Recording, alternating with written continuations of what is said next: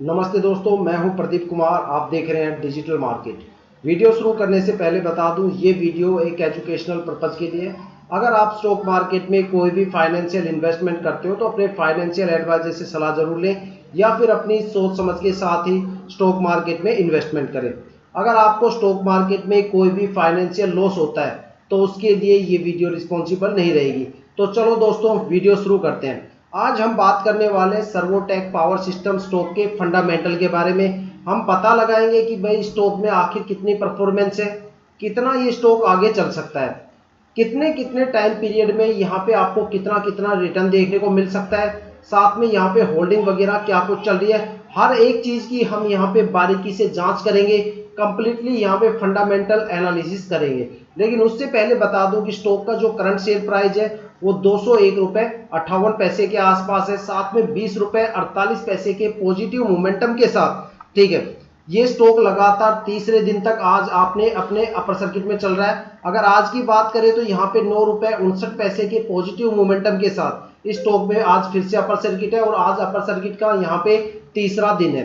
ठीक है, स्टॉक में अगर देखा जाए तो एक तरीके से यहाँ पे सेलिंग प्रेशर काफी कम है, साथ में जो बाइंग प्रेशर है वो काफी ज्यादा हो चुका है। तो जो अनुमान है यहाँ पे, जो इसका टारगेट होने का जो यहाँ पे अनुमान है, वो टारगेट यहाँ पे 257 प्लस के आसपास होने का है। लेकिन फिर भी हम एक बार इसके फंडामेंटल एनालिसिस कर लेते हैं कि भाई क्या पता यहाँ पे क्या निकल के आता है। ठीक है, अगर इसके लास्ट ईयर की परफॉर्मेंस की बात करें तो ये स्टॉक 69 रुपए से चल के 201 रुपए के आसपास गया था। मतलब यहाँ पे जो इन्वेस्टर्स का पैसा है लगभग 2.5 गुना हो गया।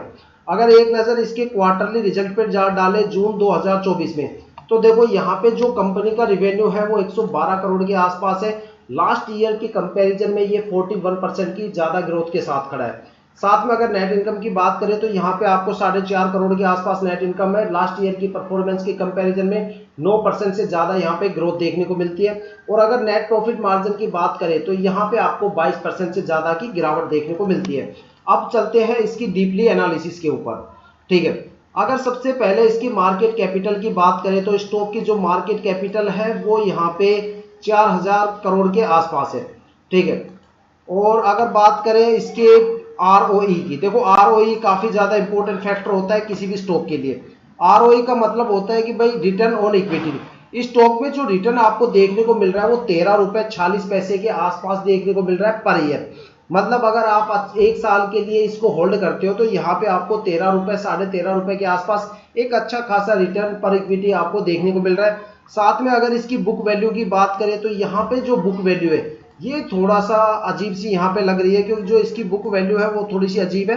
ठीक है, बुक वैल्यू यहाँ पे 8.5 रुपए के आसपास है, 8 रुपए 61 पैसे के आसपास है। जबकि इसका शेयर प्राइस की अगर हम बात करें तो यहाँ पे शेयर प्राइस 201 रुपए का है और बुक वैल्यू इतनी ज्यादा कम है।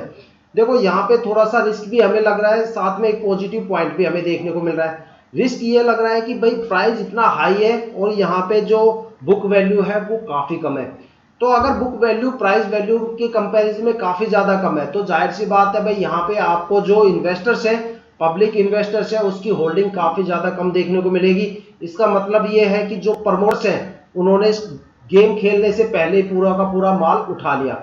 मतलब जैसे ये स्टॉक चला, स्टॉक के आने से पहले ही प्रमोटर्स ने सारा का सारा माल लेके दबा लिया और बाकी जो यहाँ पे होल्डिंग चल रही है वो यहाँ पे पब्लिक होल्डिंग चल रही है और पब्लिक होल्डिंग यहाँ पे काफी ज्यादा कम देखने को मिल रही है। इस वजह से इस स्टॉक के अंदर क्या है कि जो बुक है वो काफी कम है।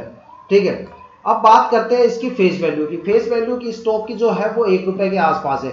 मोस्टली अगर देखा जाए तो जो फेस वैल्यू होती है किसी भी स्टॉक की वो 1 2 3 या 10 रुपए के आसपास होती है। इसका मतलब है कि भाई अगर कोई भी स्टॉक डूब जाता है या डीलिस्टेड हो जाता है या वो बैंकक्रफ्ट हो जाता है और आपके सारे स्टॉक जीरो हो जाते हैं तो आपको पर शेयर के हिसाब से 1 रुपए यहाँ पे मिलेगा। लेकिन देखो स्टॉक मार्केट में कोई भी फेस वैल्यू को नहीं देखता। अगर मान लो कल को ये स्टॉक गिरता है तो जाहिर सी बात है भाई आपको कहीं ना कहीं से पता तो चल ही जाएगा भाई स्टॉक के अंदर ये करेक्शन चल रहा है, तो आप इसको 200 रुपए 195 रुपए या 190 रुपए तक बेचने की कोशिश करोगे। 1 रुपए तक कोई वेट नहीं करता। तो 1 रुपए का जो फेस वैल्यू है वो तो यहाँ पे सिर्फ डॉक्यूमेंटेशन के तौर पे दिखाने के लिए होता है। ऐसा कभी नहीं होता कि भाई कोई फेस वैल्यू के मतलब फेस वैल्यू तक कोई वेट करता है। अगर कोई भी स्टॉक गिरता है, अगर कोई फेस वैल्यू तक वेट करता है तो समझ लेना फिर उसको स्टॉक मार्केट में पैसे लगाने नहीं चाहिए। उसके बाद अब बात करते हैं स्टॉक के रिटर्न को लेके। ठीक है, अब देखते हैं भाई स्टॉक के अंदर जो रिटर्न है वो कैसे हैं। अगर देखा जाए 1 वीक का रिटर्न, तो अगर आप 1 वीक इसको होल्ड करके सोल्ड आउट करते हो तो यहाँ पे आपको 13.5% का रिटर्न देखने को मिलता है। और अगर आप इस स्टॉक को 1 मंथ के लिए होल्ड करके सोल्ड आउट करते हो तो यहाँ पे आपको 50% के नियर बाई आपको एक अच्छा खासा रिटर्न देखने को मिलता है।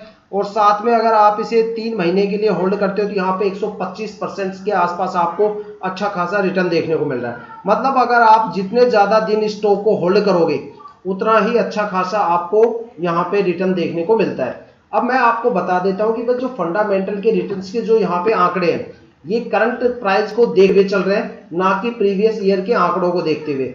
देखो प्रीवियस ईयर में तो जाहिर सी बात है स्टॉक जो है, अगर यहाँ पे बाई जो यहाँ पे बुक वैल्यू है वो 8 रुपए 61 पैसे के आसपास है, तो ये स्टॉक 8 रुपए 61 पैसे से ही तेज मोमेंटम के साथ चला है और 201 रुपए के आसपास आके खड़ा हो गया 1-2 साल के अंदर।